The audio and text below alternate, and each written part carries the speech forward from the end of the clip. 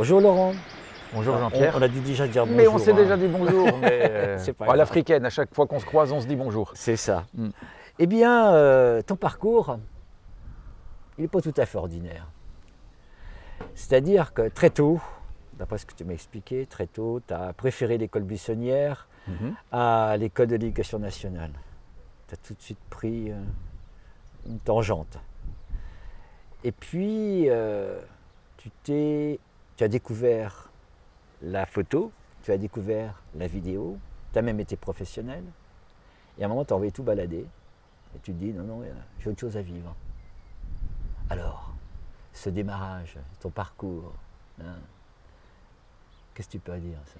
Comment tu l'as vécu, ces aiguillages dans la vie? Ben, effectivement, je l'ai vécu, ça a démarré finalement à mon insu, sans que je sache le pourquoi du comment. J'ai toujours suivi mon instinct, l'endroit où j'étais bien. Et donc du coup, j'étais pas bien sur les bancs de l'école, Ouais. passer un CAP de métallier.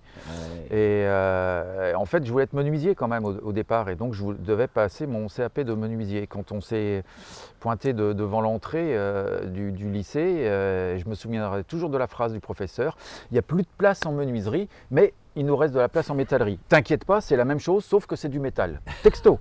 Et là, toi, tu te dis, ah ouais quand même. Et donc, mes parents sachant pas quoi faire de moi-même ne sachant pas plus que ça, bon, j'avais une vague idée d'être menuisier, j'aimais bien le travail du bois, je me suis retrouvé là. Et là, j'ai compris que je n'aimais pas ça. Travailler des UPN pour travailler chez Briand n'était pas une perspective qui me collait au plafond. Donc je suis reparti sur ce que j'aimais faire. Et finalement, dès qu'il faisait beau, je m'échappais de l'école. Et puis j'allais me perdre dans la nature. J'aimais découvrir des nouveaux... j'avais pas de carte ni rien. Et j'aimais vraiment me perdre pour redécouvrir de manière intrinsèque les environnements. Et les professeurs me disaient, quand il faisait beau, Monsieur Douzeau, cet après-midi, on ne vous verra pas, vu le temps qu'il fait. Ce à quoi je répondais oui. Donc j'avais un accord tacite, finalement, de mes professeurs à cette époque, qui avaient bien compris que j'étais un petit peu différent et qui ont laissé faire. Ça, c'est une chance que j'ai eue, qui ne serait pas possible aujourd'hui.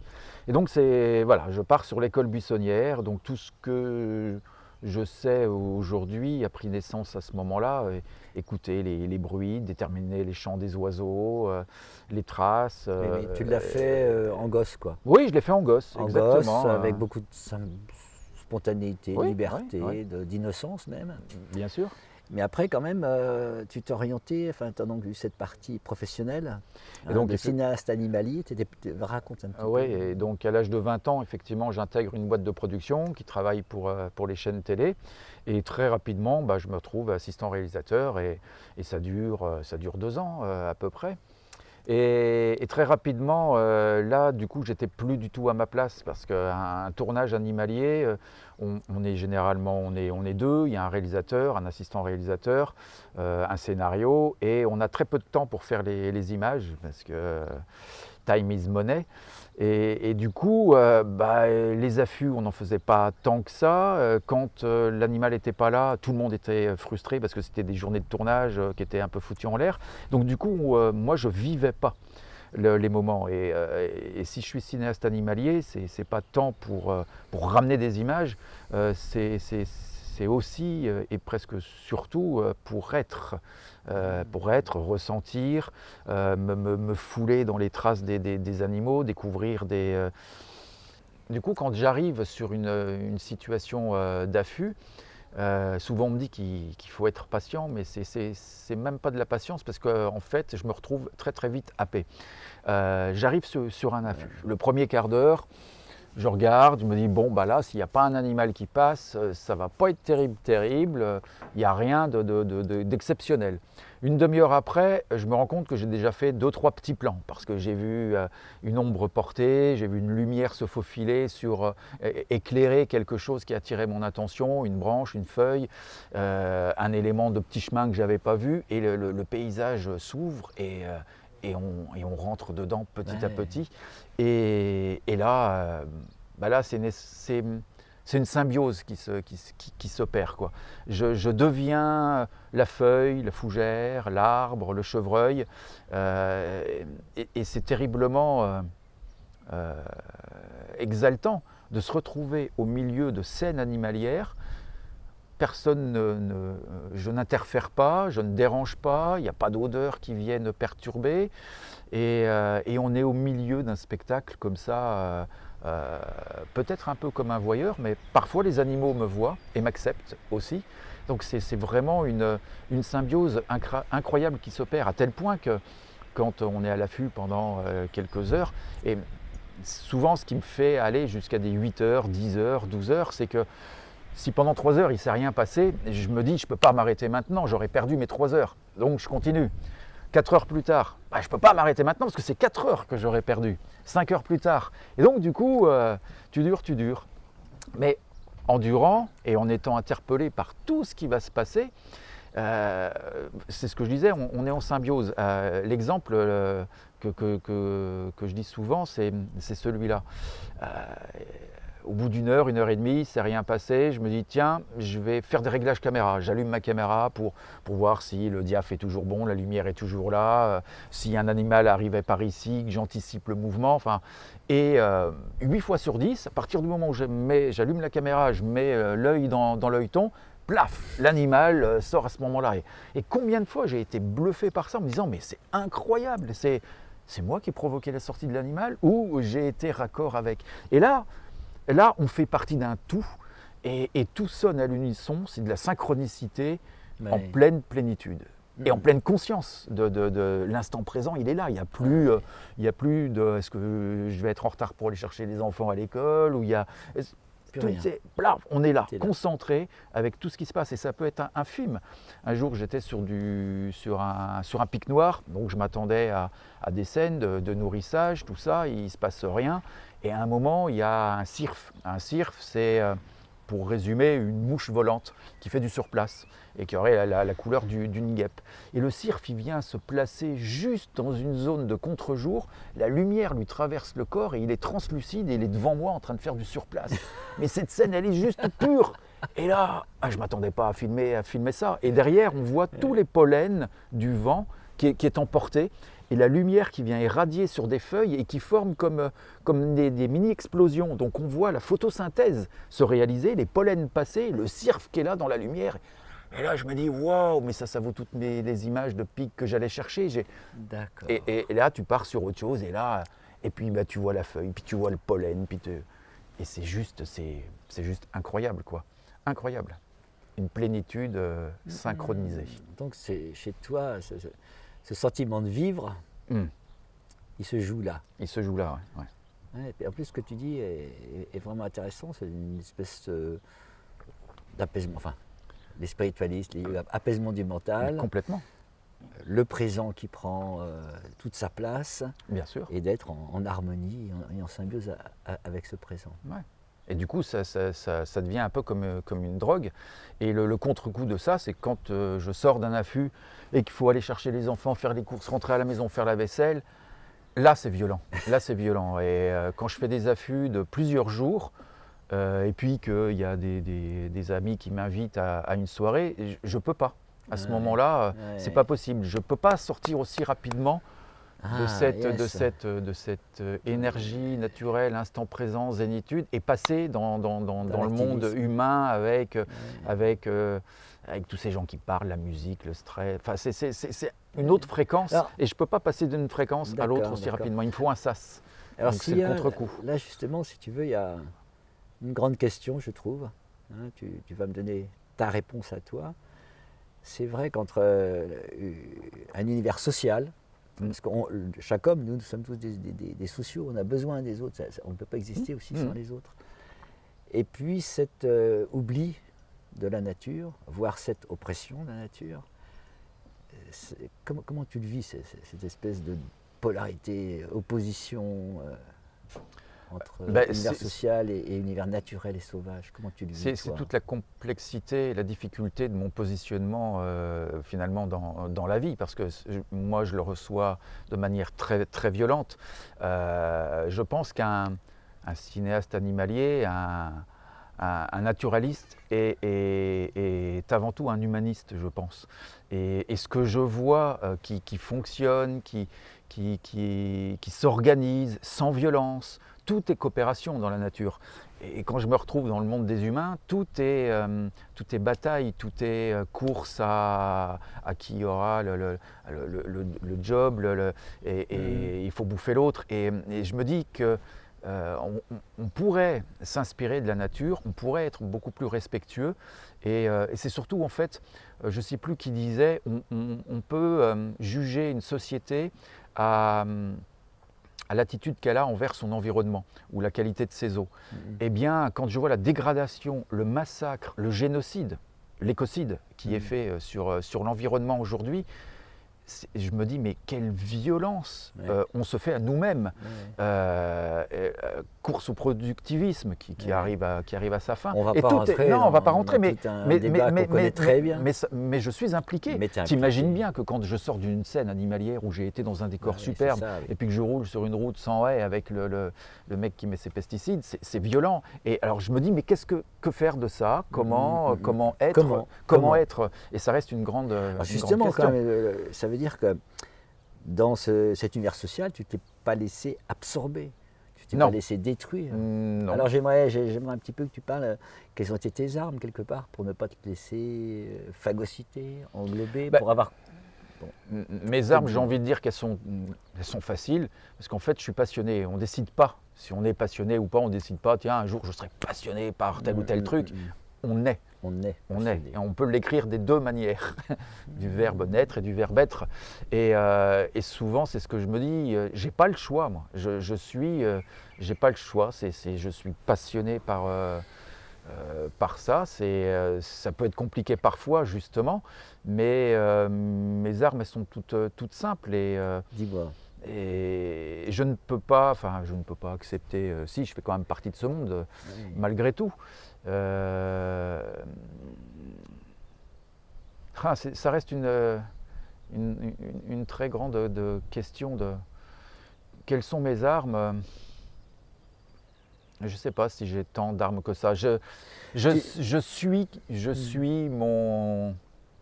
de suivre mon instinct. Il y a toujours la petite voix qui dit non, là c'est pas bon pour toi, là c'est peut-être intéressant financièrement. Quelles sont mes armes? Tu vois, je travaille pour une boîte de production en tant qu'assistant sur des tournages animaliers. J'ai jamais été aussi bien payé.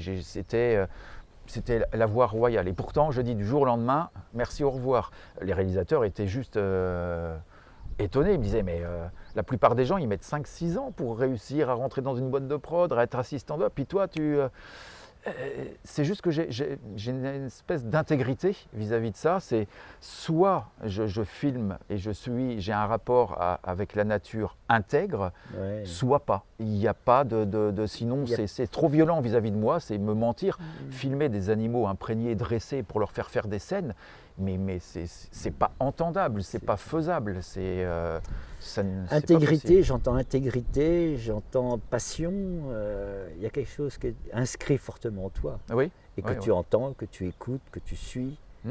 C'est ça. Ouais. Mais à partir de là, je dirais les sirènes des modèles sociaux d'achat de consommation Non, aucune prise, voire même mon esprit contradictoire jouerait non, vraiment aucune prise. C'est ça. Ah non, mais ça me fait même un effet inverse. Il y a une nature, une nature que tu sens, que tu connais, que tu suis, à laquelle tu es fidèle.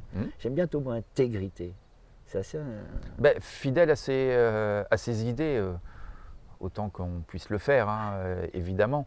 Mais non, on ne fera pas faire de la photo industrielle sous prétexte que je suis photographe. C'est juste pas possible. As-tu un espoir vis-à-vis on va dire, dans une sorte de réconciliation entre notre société et la nature? As-tu un espoir? Alors l'espoir à long terme, oui, parce que toutes les guerres ont engendré des réconciliations. Mais pour qu'il y ait réconciliation, il faut qu'il y ait guerre, sinon l'être humain, par nature, donc on va aller droit dans le mur, ça c'est sûr, avec tous les dégâts collatéraux qu'on commence à percevoir. Et on n'est qu'au début de l'histoire, donc ça ne s'arrêtera pas. La prise de conscience avant le clash, j'y crois pas une seconde. On va aller droit dans le mur, et à partir de là, renaîtra une prise de conscience puisqu'on l'aura éprouvée dans nos chairs et qu'on ne voudra plus la voir comme ça. Donc à partir de là, oui, ça repartira sur une autre voie. Je sais pas, on va voir. c'est pas un métier, oui. cinéaste animalier, photographe nature, c'est pas un métier. Il me faudrait au moins un CAP, un bac. Vendeur photo, ça c'est un métier. Vendeur photo au Canon Champs-Élysées, ça c'est un métier. Cinéaste animalier, photographier les vaches en Vendée, c'est pas un métier. Et il m'a fallu beaucoup de temps pour me dire, ben si, ça pourrait devenir un métier et ça peut être un métier.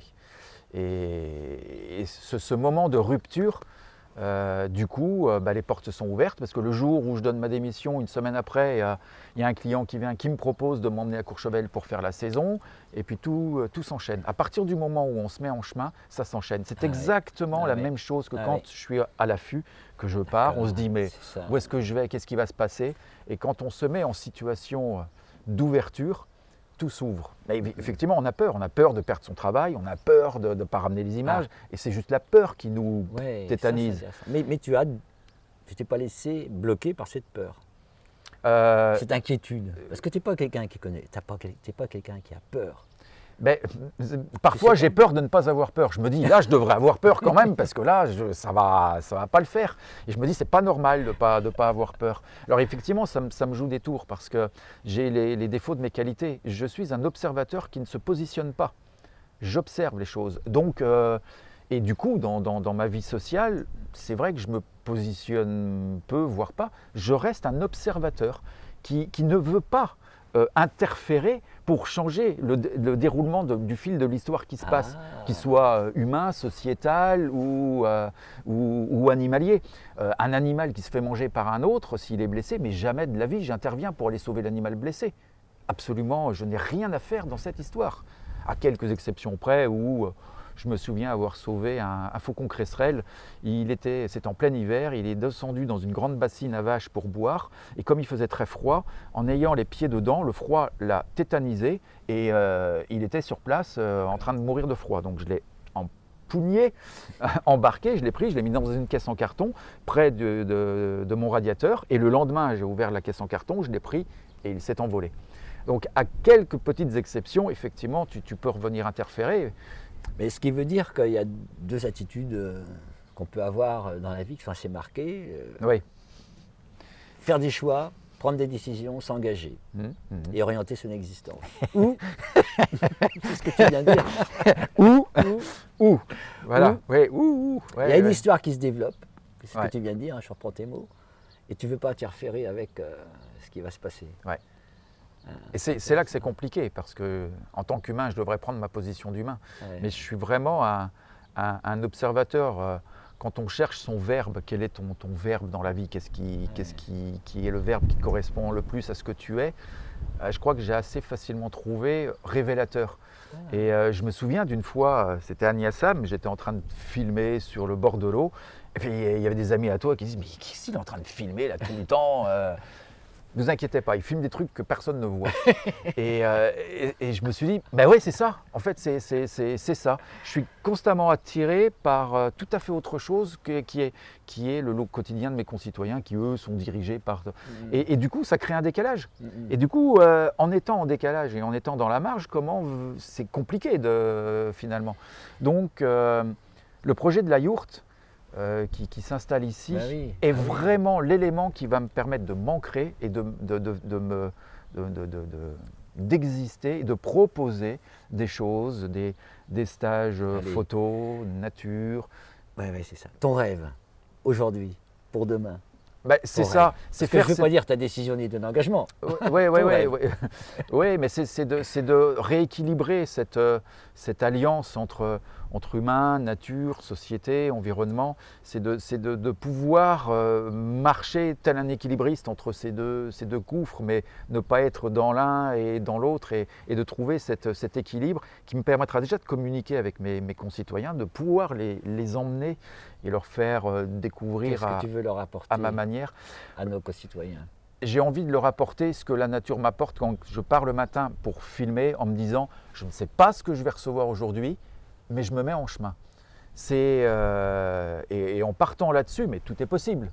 Tous les possibles sont… Et du coup, il n'y a rien de pire que de partir avec une idée précise. Si jamais elle ne se réalise pas, t'as raté. Et surtout, tu ne vas te focaliser que sur cette idée précise. Tu peux avoir, je ne sais pas moi, toute une scène animalière à tes côtés extraordinaire. tu ne la regardes pas parce que tu n'es pas là pour ça.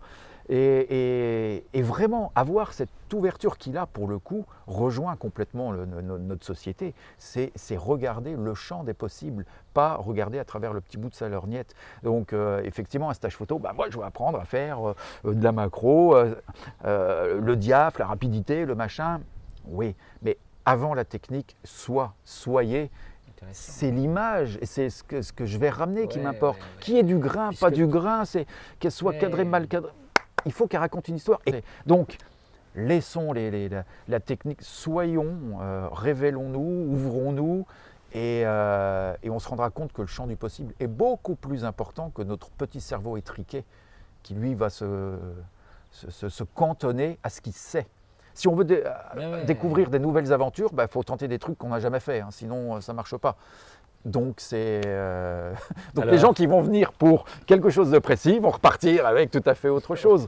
Mais en fait, c'est un état d'être que, évidemment, que je peux expliquer des techniques pour y arriver, mais c'est après, quoi. Alors, donc, on fonce, on y va et on dit gracias a la vida.